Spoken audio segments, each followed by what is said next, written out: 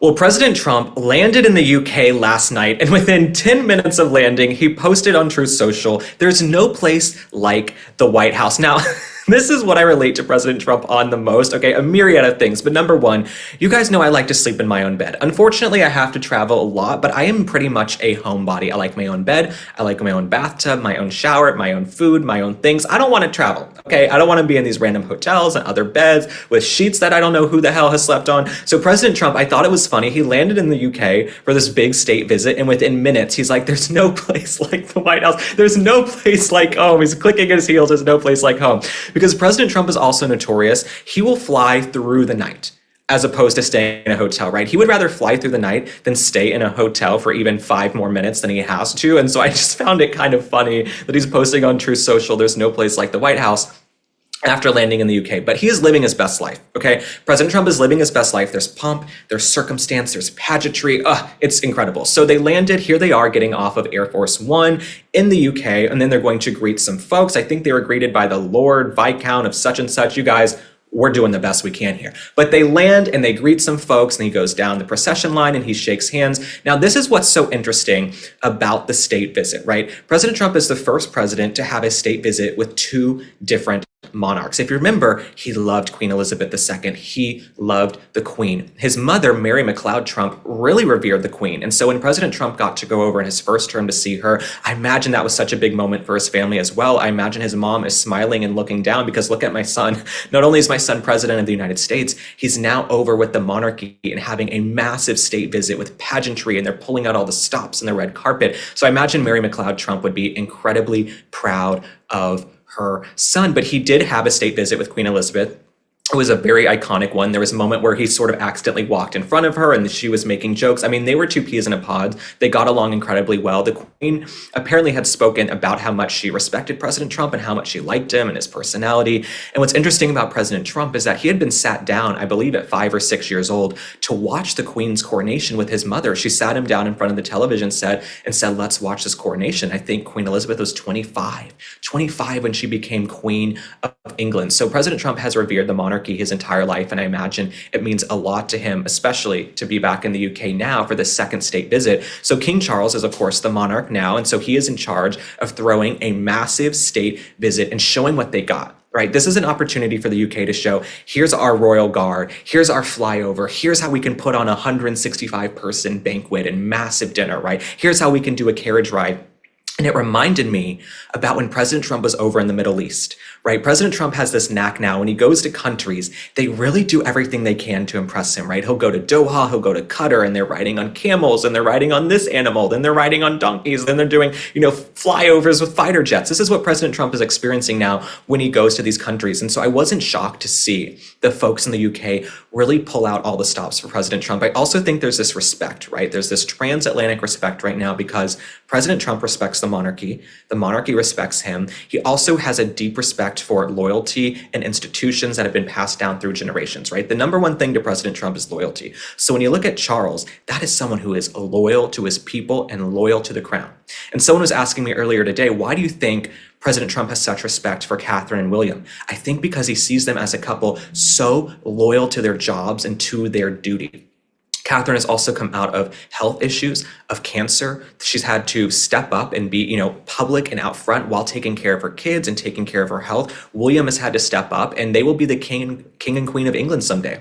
Hopefully not too soon. We love Charles and Camilla, but they will be the king and queen of England someday. Now, yesterday, if you've been following me on my Instagram, the best place to get the quickest updates are on my Instagram story. And I've told people you should mute me for 72 hours if you're not into the royals. But on my Instagram, I posted a news clipping. Camilla, the Queen of England, she came down with sinusitis yesterday. So she did not attend a funeral yesterday morning that she was supposed to attend because she said she had a sinus issue or sinusitis. She has made a recovery. Okay, as I said, I thought sinusitis was maybe code for I need to get my hair done. Okay, First Lady Melania is coming. Catherine's going to be here. She better not upstage me. Let me get my hair done and let me get myself together. So I thought that's maybe what was going on with the sinusitis because Camilla seems to have, reemerged today. She was in royal blue and a little kitten heel. So she's in royal blue and a kitten heel. But Catherine and William were actually the ones who greeted the president and First Lady Melania Trump as they got off of Marine One. They shook their hands. And according to sources who were there, and this has been reported publicly, President Trump said, "You are beautiful," to Catherine, and she is beautiful. She's stunning. She's classic beauty. And of course, to come out of her health issues, she looks incredible. And so he did greet her, and we have that up on the screen. We see them shaking hands. The First Lady Melania Trump looked incredible. We have to give such kudos to her stylist and her designer. She works with Hervé Pierre. He is an artist in every sense of the word. So many people around the First Lady, they are artists, and she's cultivated these folks because she's a talent scout. And so let me read you a little bit about their outfits as they're walking in. I know you guys want to know the fashion. Okay, so the First Lady is wearing Christian Dior haute couture, both the hat and the suit. The hat, if you're listening to us, is like a purple sort of plum. Catherine, the Princess of Wales, here's what she's wearing. She's wearing an Amelia Wickstead bespoke version of the Cheney coat dress, John Vito pumps in dark brown suede, Jane Taylor hat in brick red felt, and a Chanel calfskin bag with enamel handle. Now, people online were writing, I'm a serious journalist here, but people online, they were writing, why do the royals carry their handbags around as opposed to, the First Lady Melania Trump? You'll never see her carrying a handbag into a state dinner. I don't know. It's something the royals have done.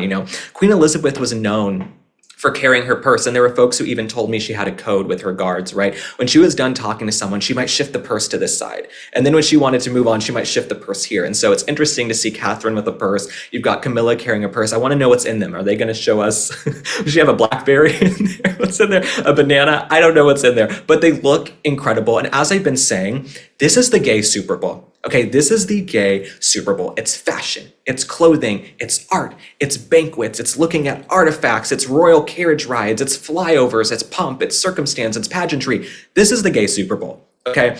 In all of the darkness in our world right now, we are not going to feel guilty for being excited about something, right? You should not feel guilty for being happy and looking at these world leaders come together for a big display of what their countries can do. And I think a lot of people these days, they feel like, should I be guilty for being excited about this? I'm still overcome with grief and sadness from the passing of Charlie Kirk, from some of the darkness and things that are going on in the world and the political violence and the extremism. But this has been on the books for months, and I'm going to follow it and cover it because it's what I've done for years. I've always been the person who gets up at 2 a.m., 3 a.m. here in the States to watch all of the big royal events, whether it's a wedding, whether it's a coronation, whether it was the Queen's funeral in September of 2022, which feels like yesterday. Just 3 years ago, right? Almost 3 years ago to the day. And so I've always been the person who gets up, and we should not feel guilty for being excited because it's exciting to see President Trump riding in a carriage. We have that up on the screen. So President Trump was living his best life. He's doing carriage rides. The First Lady was in there with Queen Camilla. So I don't know what they discussed. I don't know if they're making a lot of small talk, but I do think, President Trump gets to ride in style. He's either in the Beast, or he's in a horse-drawn carriage, or he's in Air Force One, or he's in Marine One. I mean, this is a guy who is riding in style. Also, golf carts on the golf course. I think this sort of trumps all of that, pun intended, getting a royal carriage ride. And some folks were saying, is it safe? Is it safe in the carriage? Yes, it was safe.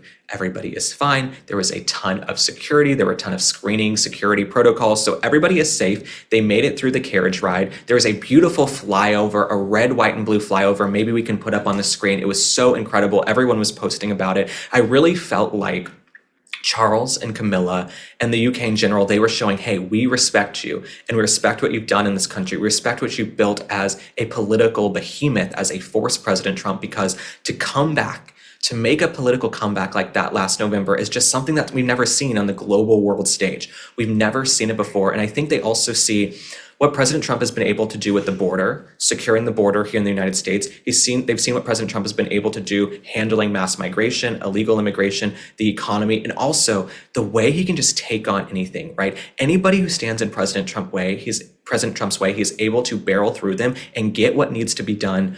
And so I think Charles and Camilla respect him. I heard from a few people, and I found this online corroborated in a few places. Apparently, President Trump had tea with King Charles, then Prince Charles, at Mar-a-Lago in 1988. Okay, so in 1988, 12 plus 25 years, that's a long, enduring friendship. And it's very rare, okay, at the upper echelons of politics and all these world leaders to have friendships that last so many decades. And we have up on the screen, here they are shaking hands and coming together. The First Lady looks incredible. People were comparing her to Jackie O. I would agree. She looks incredible. I also felt the hat, for me, as someone who followed Princess Diana closely and who still follows her closely, I felt like the First Lady Melania Trump's hat was an homage in a way to Princess Diana's hat, very similar shape to what she has worn. Some other folks posted online, we're just looking at this now, President Trump's tie was also a purple sort of plum that matched the First Lady's outfit and her hat as well. So I don't know if that was coordinated. I actually heard that it was probably not coordinated, but President Trump, he's been doing some purple ties in this term, and I think it's interesting to see how they coordinated. And they said also that Charles and Camilla had coordinated. I believe he's wearing a light blue tie. She's wearing a blue outfit. So let me read you a little bit more about what's happened and what's going on. So at St. George's Hall at Windsor, they will provide a 165-foot long table, and they will host about 160 guests. So you'll have President Trump, First Lady Melania Trump, Charles, Camilla, Catherine, William, and also have other members of the senior royal family. You'll probably have members of President Trump's staff, Marco Rubio, Scott Bessent, other dignitaries. This really is a big ticket item, which tells you how much President Trump has come back. When we talk about political comeback, right, to have everybody want to come out in droves, it's exciting. And I heard some folks on the news earlier, they were talking about the fact that President Trump isn't your typical state visit. He's not your typical world leader. And apparently Charles and Camilla were giddy. Apparently they were giddy and excited for them to come. They're like, oh my God, President Trump is coming, because Trump's a rock star. Trump's the modern day rock star, right? We don't have big stars anymore. And so I think they were excited, and they've never done anything at this scale, this massive. And they really just pulled out all the stops because they thought, you know what, we're having fun. And a lot of the reporters who are there, they've shared President Trump and King Charles, they've sort of had this bro-friendly, avuncular relationship throughout the day, and maybe we'll see it tomorrow as well during the state visit, where they have their hands on each other's backs. They're laughing, they're being jovial. And so it's interesting to see these two guys who've lived through eras and decades and just seen the world change so much before their eyes come together and really have this enduring friendship. And so we have some more footage up on the screen from the trip if you haven't seen this yet. But there was a carriage procession. Of course, there was an inspection of the guard. Then there was a flyover. Then they went to a beading retreat musical performance. Then they visited St. George's Chapel, where they had a beautiful choir of young kids sing for them in their robes. It was beautiful, beautiful, beautiful. And so they're just really having a great time over in the UK, and it's great for transatlantic trade. It's great for the relationship between the two countries. President Trump will then go to meet with Keir Starmer tomorrow at Chequers Estate. That will be more of a press conference and a conversation about policy.